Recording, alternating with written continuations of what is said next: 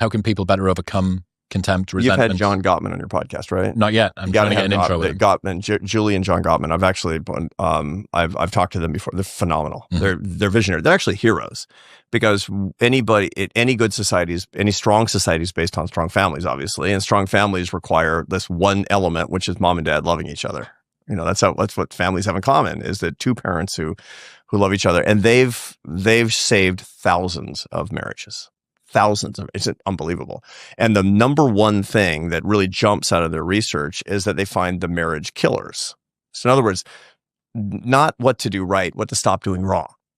That's how you start anything. If you go to the doctor and say, man, I think I drink too much, he's not going to put you on something to treat the trouble with your drinking. He's going to tell you to stop drinking at the very beginning. So that's what they talk about, things to stop doing. And the number one thing gets to the crux of your question, which is to stop treating each other with contempt.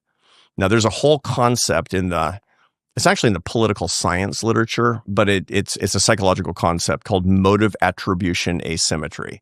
You know about this?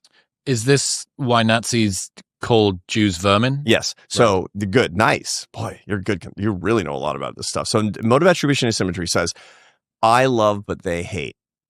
Right. And so therefore, it's related to the idea that you will, with contempt, you'll call, the Hutus called the Tutsis cockroaches, and the German Nazis called the Jews rats, for example. That's because you can other them in that particular way. But it's based on this idea that I love Germany and they hate Germany. They're the other, and they don't love us. They hate and I love. In an implacable conflict, not just a genocidal situation, but an implacable conflict like a civil war, both sides believe that they love and the other side hates. That's the Middle East.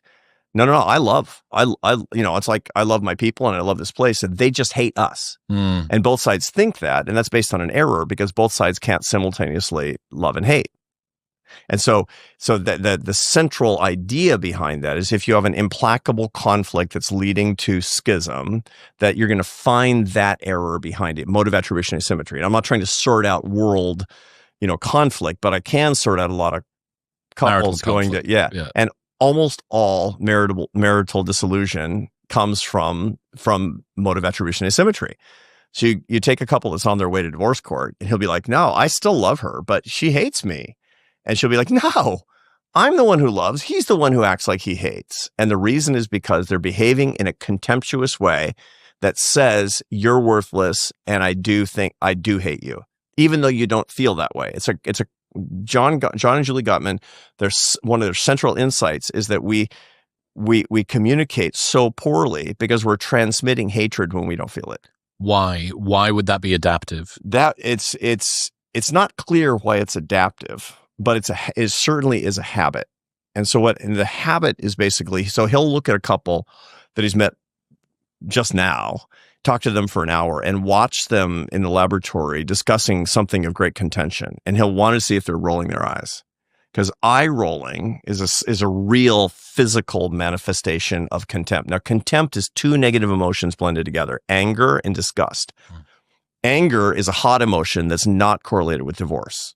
Thank God, with my marriage to a Spaniard. Disgust is a response to a pathogen in the insular cortex of the brain, the insula of the brain. Retreat. And what it says is, that's a pathogen that might poison you. That's all we had before antibiotics and vaccines, was the insular cortex that gave us a sense of disgust. So that piece of chicken in the back of the fridge that you forgot about, you're like, ugh. Never, never, never, never treat another person like a pathogen. This gets us back to the Nazi thing that you talked about before.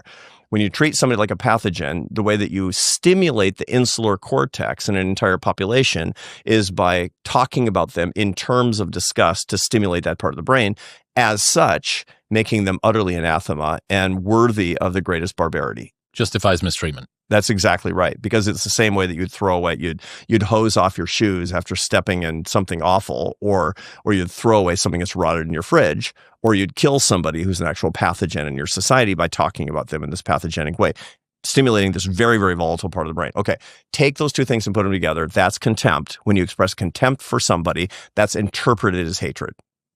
And that's what people do when they get into these suboptimal routines in their marriage. And they'll be like, you always say that. Really? Really? Again? Sweetie, really? And she interprets that as, he thinks what I said is worthless. He thinks I'm worthless. And that's what